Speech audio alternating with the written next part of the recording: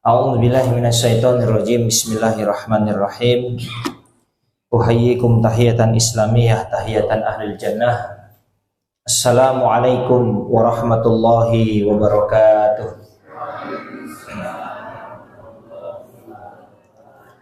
Alhamdulillah, alhamdulillahilladzi waqafa, wassalatu wassalamu ala rasulil mustafa wa ala alihi ahli sidqi wal wafa.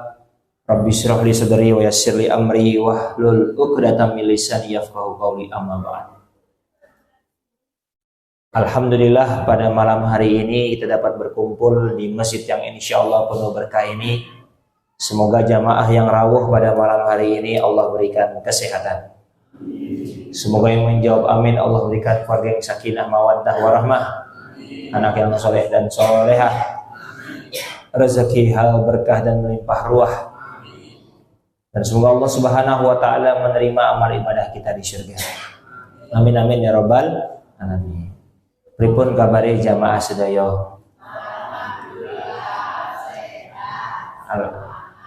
Alhamdulillah. Alhamdulillah, senang sekali saya dapat bersilaturahim kembali dengan jamaah sekalian dalam kajian ba'da maghrib hari ini, dan ini merupakan bentuk kesyukuran bagi kita. Karena apa yang sedang kita laksanakan ini adalah mimpi bagi orang-orang di luar sana yang susah untuk ikut pengajian. Bapak Ibu sekalian, beberapa waktu yang lalu datanglah wali dari mahasiswa yang tinggal di Unires UMY silaturahim kepada kami dan bercerita, Ustadz, mohon doanya semoga saya sekeluarga bisa pindah ke Jogja. Saya tanya, kenapa Pak, kenapa Bu, kok ingin pindah ke Jogja? Maka ibunya cerita, Ustadz, di rumah saya di Jawa Timur, daerah Nganjuk, itu mau ngaji susah. Kalaupun iya seminggu sekali, sebulan sekali, itu pun harus naik kendaraan minimal 30 menit baru nyampe. Saya lihat di Jogja ini kok pengajiannya banyak sekali. Maka senang saya itu dan pingin sekeluarga pindah ke Jogja. Bapak Ibu sekalian, mohon izin, ada nggak di sini yang untuk pulang ke rumahnya 30 menit naik kendaraan, ada nggak? Nggak ada. Saya tinggalnya di Unires Putra UMY. Ada nggak jamaah yang tempat tinggalnya lebih jauh dari saya? Nggak ada juga. Maka ini merupakan bentuk kesyukuran. Maka tema kita malam hari ini menjadi pribadi yang bersyukur. Karena kadang-kadang hidup kita itu susah, hidup kita itu berat, bukan karena kurang nikmat, tapi karena kurang bersyukur. Ada seorang bapak curhat sama Ustadz, Ustadz, piye yo? Lah piye Pak? Saya itu kok hidupnya gini-gini aja. Maksudnya gimana Pak? Ya alhamdulillah saya punya istri, punya anak. Tapi ngurus anak-anak itu yo capek Pak. Terus apa lagi Pak? Alhamdulillah Ustadz saya dapat pekerjaan, tapi yo gajinya yo nggak gede-gede banget. Jadi tabungan pun saya ada, tapi yo pas-pasan. Ustadznya dengerin aja, bapaknya biar cerita terus. Apalagi Pak? Alhamdulillah saya itu punya rumah tapi sempit Ustadz. Kamar yo cuma 2, sempit Ustadz. Ya alhamdulillah saya punya kendaraan, tapi yo anak 2 kok motor cuma 1 Ustadz. Dan yo saya makan yo ala kadarnya, kadang-kadang ayam, kadang-kadang telur, yo kadang-kadang tempe. Saya nggak tahu kalau habis ini menunya apa. Jangan dirahmati Allah Subhanahu wa taala. Apa kata ustadznya? Pak, sesuatu yang jenengan ceritakan itu yang jenengan anggap itu masalah, yang jenengan keluhkan itu mimpi orang-orang di luar sana yang tidak Allah berikan nikmat demikian.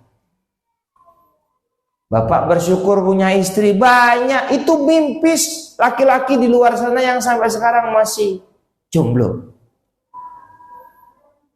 Bapak ngeluh capek ngurus anak. Anak yang bapak keluhkan itu mimpi pasangan suami istri yang sampai sekarang belum Allah berikan ngomongan.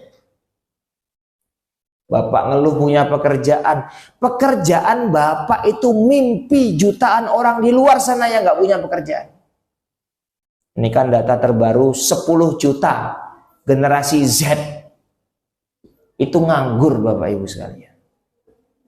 Jadi nyari kerjaan itu sekarang susah.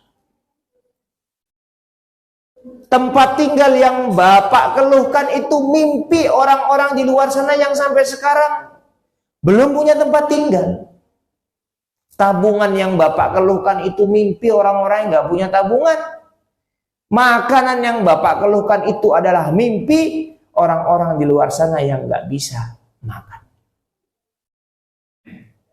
Jadi ternyata solusi dari masalah Bapak ini adalah cuma satu. Apa? Bersyukur. Betul tidak ya?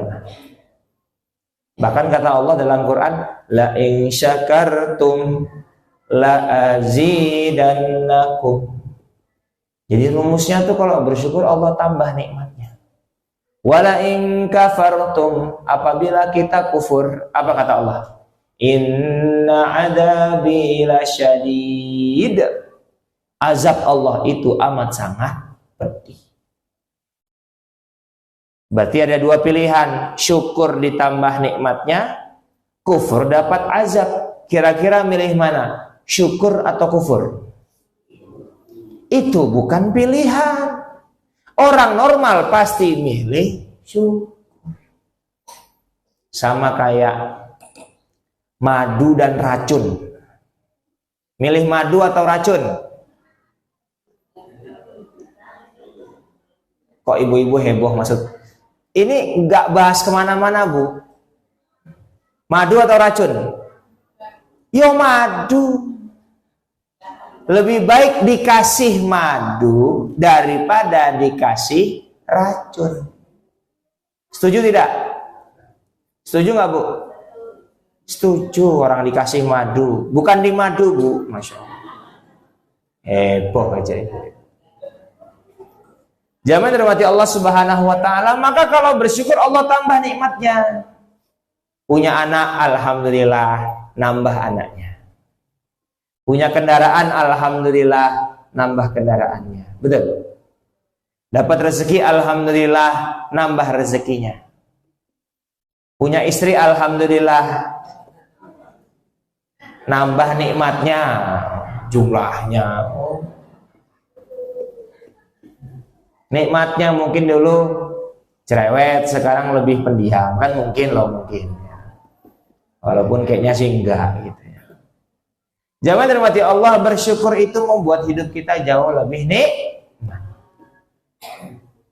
Kurang bersyukur apa? Kita tuh tinggal di masjid, di lingkungan yang masjidnya nyaman, ada karpetnya, ada AC-nya.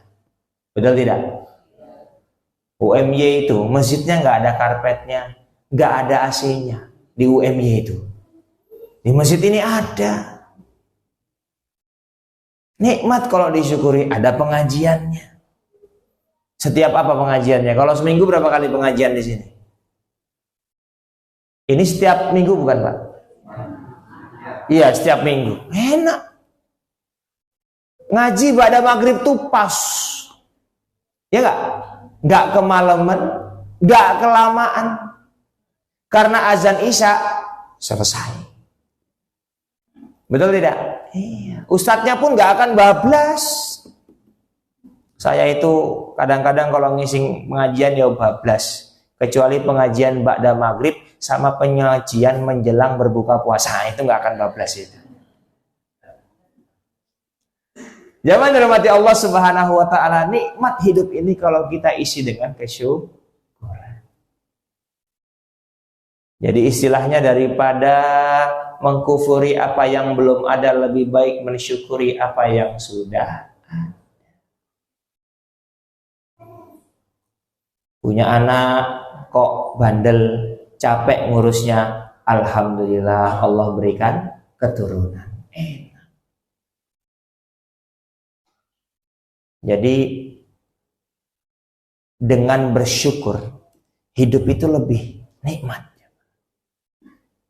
Ada sebuah kisah. Suatu ketika ada seorang sahabat ini yang mau curhat sama Khalifah Umar bin Khattab. Kenapa?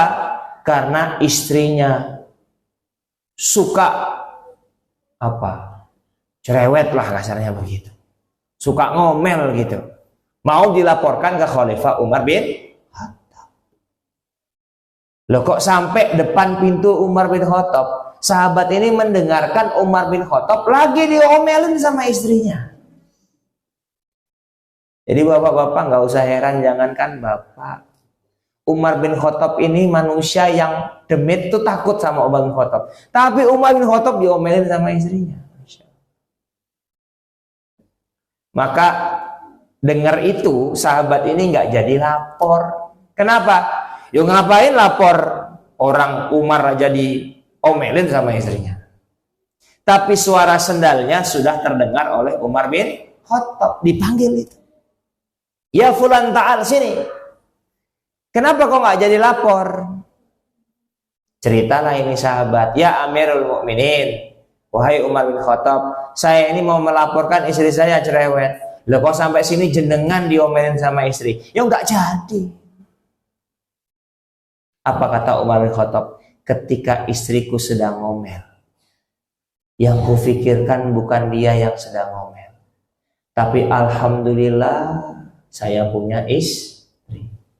Alhamdulillah ini wanita baik sekali. Dari banyaknya laki-laki dia memilihku untuk dijadikan suami. Dari rahimnya aku mendapatkan anak keturunan. Dia mengandung anak-anakku, menyusui, membesarkan anak-anakku. Dia membantu, mendampingi di akhir hidupku. Dan dia menghabiskan sisa umurnya untuk mendampingiku. Kata Umar. Bagaimana mungkin aku marah dengan istriku? Tuh. Jadi kalau kita itu sibuk untuk bersyukur, itu jangankan kufur, kepikiran pun enggak. Tapi kalau kita nggak bersyukur, sesuatu yang nikmat itu ya jadi berat. Betul tidak nih kira-kira jamaah? Nah, ini kan penting ini untuk kita garis bawahi. Jadi kalau bapak istrinya lagi ngomel misal. Dipikir ya Allah mulia banget wanita ini. Ya. Membesarkan anak, senyum kita itu Pak. Paling ini bapak kok diomongin kok malah senyum-senyuman begitu. Punya anak nakal misalnya, anaknya bandel, lari sana lari sini, yuk namanya juga anak. Kalau bapaknya yang lari, nah itu yang bahaya itu. Disyukuri alhamdulillah, nikmat Pak. Atau sederhananya beginilah, bapak ibu makan nasi ayam, enak tidak? Enak. Tapi tergantung posisinya.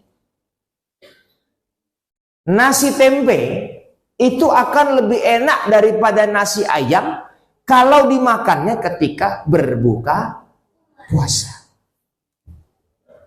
Padahal lauknya beda. Oke, saya kasih gambaran yang lebih mudah. Ada hotel termahal di dunia, namanya Burj Al Khalifa. Hotel itu mentok bintang 5. Ini satu-satunya hotel bintang 6 di dunia. Burj Al Khalifa. Dia nggak tahu di Indonesia banyak bintang 7. Puyer ya. Bapak Ibu, Burj Al Khalifa itu semalam nginep di situ 100 juta. Semalam. Itu artis-artis antri untuk bisa nginep di situ. Kenapa? Hotel tertinggi di dunia. Kira-kira AC-nya dingin tidak? Kira-kira kasurnya empuk tidak? Tinggal enggak gitu loh Bu, kok nggak tahu. Emang saya tahu Bu. Ya sama nggak pernah juga saya. Bapak Ibu, hotel yang mahal bisa dibeli, tapi nikmatnya tidur siapa yang bagi? Allah yang bagi. Masya Allah. Oh banyak sekali satu nampan. Oh enggak cuma satu. Saya udah GR tadi.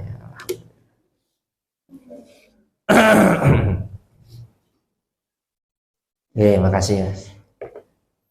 Waduh, mantap. Ya, hotel yang mahal bisa dibeli, tapi nikmatnya tidur Allah yang bagi.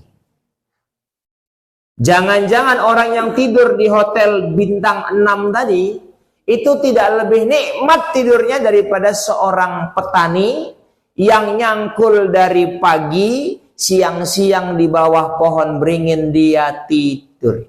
Kira-kira lebih nyenyak mana tidurnya? Yang di hotel atau yang di bawah pohon? Nah, jujur saja deh Bapak Ibu. Kalau dibayarin nginep semalam di hotel 100 juta semalam mau nggak? Kira-kira tidurnya nyenyak nggak? Model kita nih paling protes. Saya mentahannya aja Ustaz.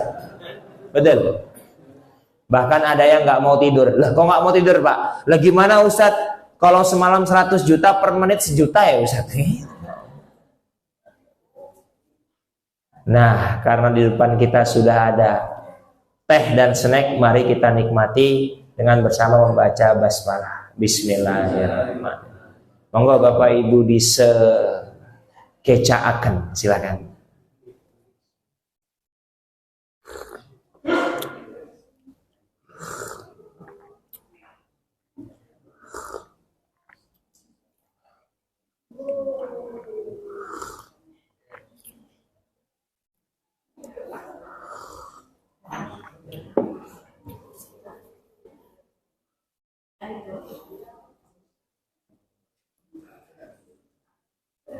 Oke, makasih.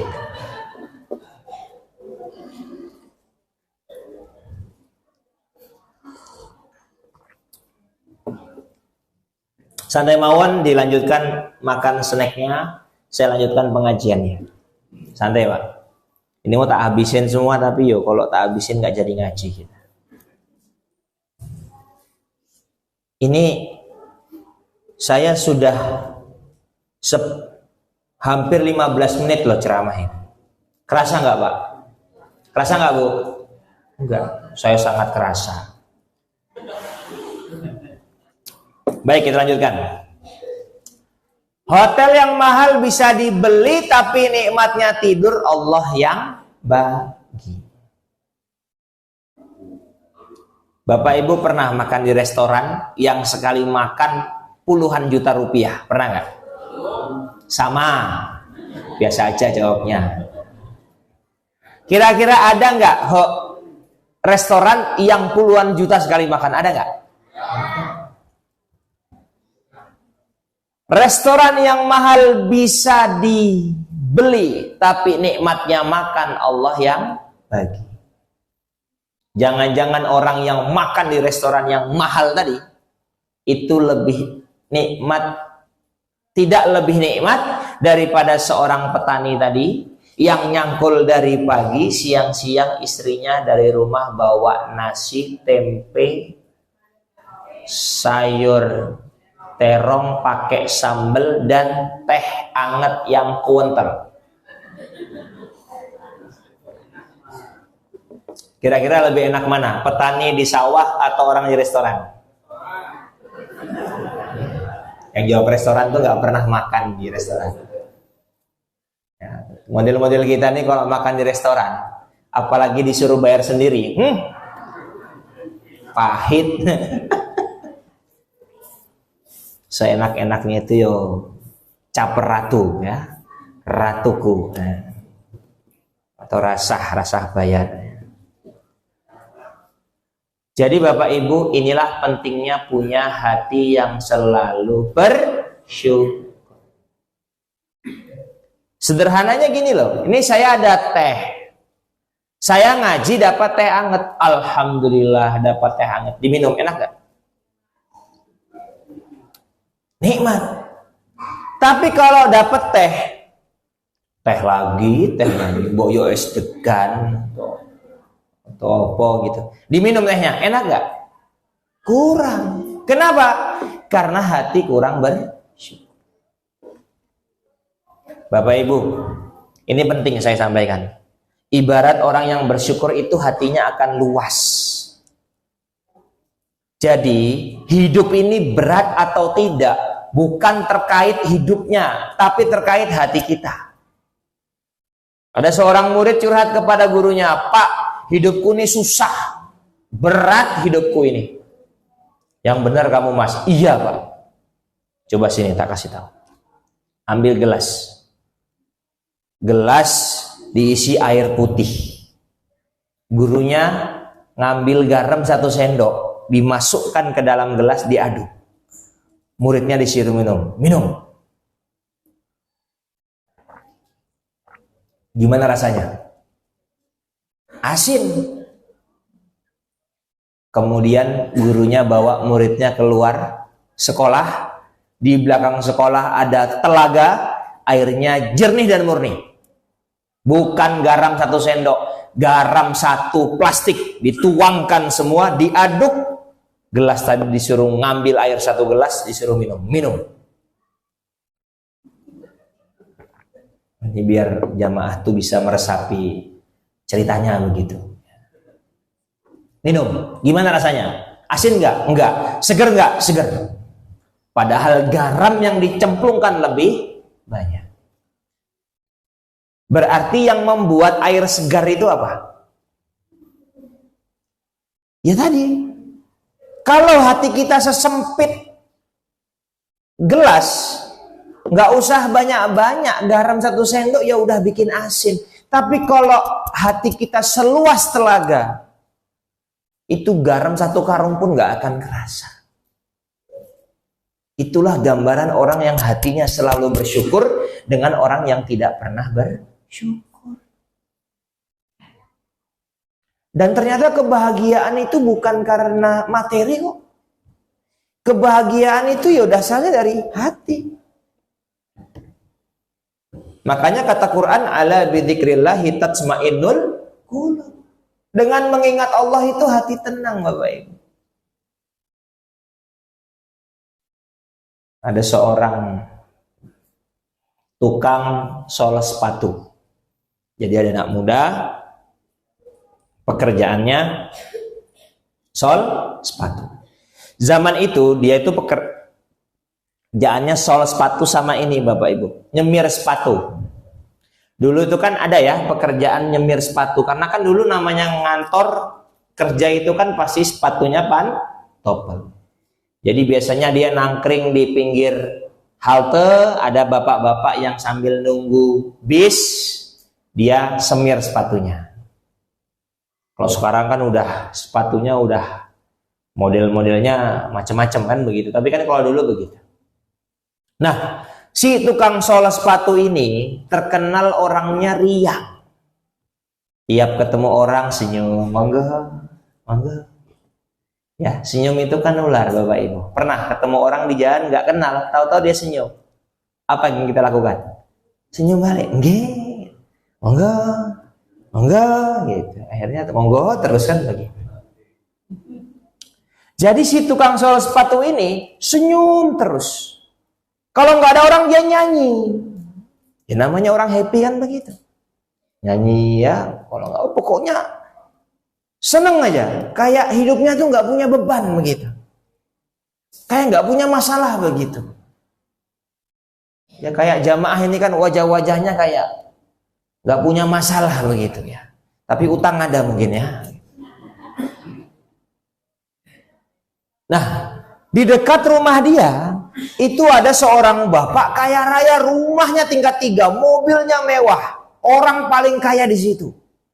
Tapi bapak ini heran, saya ini sugih tapi kok nggak bahagia. Saya tuh malu sama mas-mas yang ngesol sepatu itu. Dia itu ya mohon maaf ya dibandingkan saya ya pasti jauh lebih Ya sol sepatu tuh berapa sih penghasilannya? Tapi kok bahagia? Maka apa yang terjadi Bapak Ibu? Bapak ini datang ke rumah si tukang sepatu itu. Assalamualaikum. Waalaikumsalam. Selamat datang Pak. Apa yang bisa saya bantu? Mas, saya ini merasa ditegur. Maksudnya gimana Pak? Saya ini hidupnya jauh lebih berkecukupan daripada jenengan. Tapi saya nggak ngerasa bahagia Mas. Saya tuh malu sama jenengan. Yang hidupnya pas-pasan tapi sepertinya hidupnya itu bahagia. Oleh karena itu Mas, saya belajar banyak dari jenengan. Maka jenengan saya kasih hadiah. Apa hadiahnya? Ini uang buat jenengan. Berapa? 10 juta. Seneng nggak dapat duit 10 juta? Seneng. Ibu-ibu dapat uang 10 juta seneng nggak Bu? Seneng. Bapaknya pergi, uang 10 juta itu dimasukin ke dalam laci, lacinya dikunci. Laci ada di dalam lemari, lemarinya dikunci. Lemari ada di dalam kamar, kamarnya dikunci. Kamar di dalam rumah, rumahnya dikunci. Rumah depannya ada pagar, pagarnya dikunci. Dia berangkat kerja. Biasanya ketemu orang senyum, tiba-tiba senyumnya hilang. Kenapa? Mikirin, aman gak duit? Biasanya nyanyi-nyanyi gitu ya, happy gitu, senyum gitu ya. Hilang Pak. Kenapa? Aman gak ya duitku? Sehari dia masih kuat, 2 hari dia masih kuat, 3 hari dia masih kuat, seminggu dia nggak kuat. Pagernya dibuka, pintu rumah dibuka, pintu kamar dibuka, pintu lemari dibuka, lacinya dibuka, dia pergi ke rumah bapak tadi, dia bilang, Assalamualaikum Pak, mohon maaf ini saya kembalikan uangnya, tolong kembalikan kebahagiaan saya. Lo betul ini. Lah Bapak Ibu jujur saja. Di rumahnya ada uang 1 miliar nggak sekarang? Oke, misal kalau saat ini di rumah Bapak Ibu ada uang 1 miliar, berangkat nggak ke pengajian ke masjid kira-kira? Berangkat nggak Bu? Tenane. Makanya berangkat toh, coba ada duit 100 juta aja, pusing. Jadi artinya apa Bapak Ibu? Kebahagiaan itu bukan masalah materi, tapi masalah hati. Rumusnya begini, mohon izin, mohon maaf ini. Hati itu batin, ini mohon izin agak serius ini ya. Hati itu batin. Dunia, harta, tahta, jabatan, popularitas, itu dohir. Saya ulangi, ini rumusnya. Hati itu batin. Dunia seisinya itu dohir. Perhatikan, sesuatu yang batin hati ini nggak akan bisa dibahagiakan, ditenangkan dengan sesuatu yang dohir. Tapi ada yang bilang gini, Ustadz, saya kalau banyak uang saya bahagia. Kalau saya terkenal, saya happy. Kalau kita bahagia, tenang dengan sesuatu yang dohir tadi, itu hanyalah kebahagiaan yang semu, kebahagiaan yang sementara. Karena sesuatu yang batin ini hanya bisa dibahagiakan, ditenangkan dengan sesuatu yang batin juga. Apa itu? Kata Quran, ala bidzikrillahi tatsmainnul qulub. Dengan mengingat Allah, hati akan tenang. Kalau uang itu bikin bahagia, orang yang paling bahagia di dunia itu Qarun. Kalau jabatan itu bikin bahagia, orang yang paling bahagia itu namanya Fir'aun. Tapi Fir'aun sama Qarun Allah hinakan hidupnya. Allah tenggelamkan Qarun di dalam tanah dengan hartanya. Allah tenggelamkan Fir'aun di dalam laut dengan jabatannya. Jadi kita kalau mau gila harta dan jabatan, tinggal milih mau ditenggelamkan di mana. Kan hari ini banyak orang yang gila jabatan, gila harta, betul tidak? tunggu waktunya akan Allah tenggelamkan. Karena ingat, sejarah itu punya satu sifat yang berbahaya. Apa sifat sejarah itu? Berulang. Makanya sepertiga Quran itu isinya apa? Sejarah. Kenapa? Biar kita mengambil hikmah dari orang sebelum kita, agar kita tidak mendapatkan hal yang sama dengan mereka. Maka dalam Islam ada konsep sunnah. Apa yang dilakukan Rasulullah kita lakukan, itu dapat pahala. Biar apa? Biar kita mendapatkan kesuksesan sebagaimana Rasulullah Sallallahu Alaihi Wasallam. Kira-kira orang yang ditangkap KPK pakai rompi kuning itu kira-kira uangnya banyak atau sedikit? Kira-kira ada nggak yang penghasilannya sebulan 10 juta? Ada nggak? Minimal tuh 100 juta itu orang-orang pakai rompi. Betul tidak? Pertanyaannya, kenapa masih korupsi?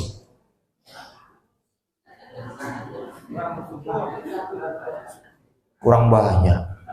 Kurang bersyukur jawabannya. Betul tidak? Itulah yang namanya kehidupan.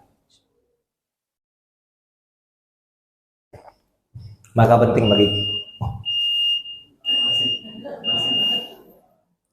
belum ya? Kalau di jam saya ini 6 menit lagi baru azan. Jangan khawatir Bapak Ibu, saya nggak akan bablas ya. Tapi kalau mau diakhiri sekarang juga nggak apa-apa ini ya. Soalnya minum saya juga sudah habis ini. Lanjut. Nah, Bapak Ibu, inilah pentingnya menjadi pribadi yang selalu bersyukur. Apa kata Rasul dalam sebuah hadis? Ajaban li amrin mu'min. Sungguh menakjubkan segala sesuatu yang melekat dengan orang yang beriman. In amruhu kulluhu khair, kata Rasulullah. Karena segala sesuatu yang melekat dengan orang beriman itu semuanya baik. Rumusnya apa? Ketika mendapatkan nikmat dia bersyukur dengan mengucapkan alhamdulillah. Ketika mendapatkan musibah dia bersabar dengan mengucapkan inna lillah. Fakana khairul lahu. Karena itu baik bagi dia. Tapi ternyata ada sebuah konsep namanya sobrun jamil. Kesabaran yang sangat indah. Apa itu? Ketika dia mendapatkan musibah, tidak mengucapkan innalillah, tapi dia mengucapkan alhamdulillah ala kulli hal. Segala puji bagi Allah, apapun yang terjadi. Karena apa? Asa antakrahu syai'aw wa huwa khairul lakum. Bisa jadi yang kita anggap buruk ternyata baik. Wa asa an tuhibbu syai'aw wa huwa syarrul lakum. Bisa jadi yang kita anggap baik ternyata buruk. Wallahu ya'lamu wa antum la ta'lamun. Allah Maha tahu, kita nggak tahu apa. Mohon maaf, seolah-olah di ayat ini Allah sampaikan, maka kamu jangan sok tahu. Maka orang beriman itu apapun yang terjadi, mau nikmat atau musibah, dia tetap bersyukur karena dia tahu itu kehendak Allah. Ini air, kalau Allah nggak menghendaki, nggak akan sampai ke depan saya. Betul tidak? Iya.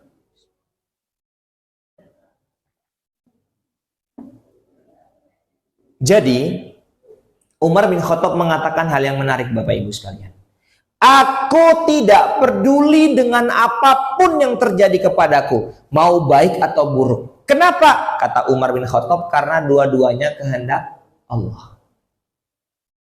Ali bin Abi Thalib menyampaikan hal yang indah juga. Kalau aku menginginkan sesuatu dan terjadi, maka aku akan bersyukur. Tapi apabila yang terjadi sebaliknya, maka aku akan lebih bersyukur. Kenapa? Yang pertama adalah kemauanku, yang kedua adalah kehendak Allah Subhanahu wa ta'ala. Enak tuh? Enak. Lah kita itu kalau sariawan mau nggak menerima, mau menerima, tetap sariawan tidak? Sariawan. Sakit gigi Bapak Ibu, mau marah-marah sama mau bersabar, tetap sakit nggak giginya? Sakit. Kan rumusnya itu kalau kita disuntik sama dokter, usahakan tubuh itu lemes, betul tidak? Semakin lemes, semakin mudah disuntik. Tidak kerasa sakitnya. Tapi kalau tegang, sakit nggak itu? Sakit. Jadi hidup ini kalau menerima ya, itu nikmat hidup itu. Tapi kalau tegang, digigit nyamuk aja jadi masalah itu. Betul tidak? Iya. Jerawat satu tuh udah bingungnya luar biasa. Padahal wajah yang nggak ada jerawat jauh lebih banyak. Nah ini penting untuk kita garis bawahi. Itu saja mungkin ya. Sebenarnya masih panjang kajian saya ini, tapi karena waktunya yang terbatas, nah, jadi kita sambung di lain kesempatan ya. Itu strategi marketing biar diundang lagi begitu ya Bapak Ibu sekalian. Itu saja, kurang lebihnya mohon maaf. Ada pertanyaan Bapak-bapak? Tidak ada, ibu-ibu belakang tidak ada, baik. Karena sudah sangat jelas, sebelum saya akhiri, boleh saya pantun? Jika ada sumur di ladang, bolehlah kita menumpang mandi. Orang pantunnya direspon toh bu. Jika ada sumur di ladang, bolehlah kita menumpang mandi. Makasih, saya memang cakep. Jika ada umur panjang, bolehlah kita berjumpa kembali sendirian tanpa kekasih. Cukup sekian, terima kasih. Allahu a'lam bishawab, fastabiqul khairat. Assalamualaikum warahmatullahi wabarakatuh.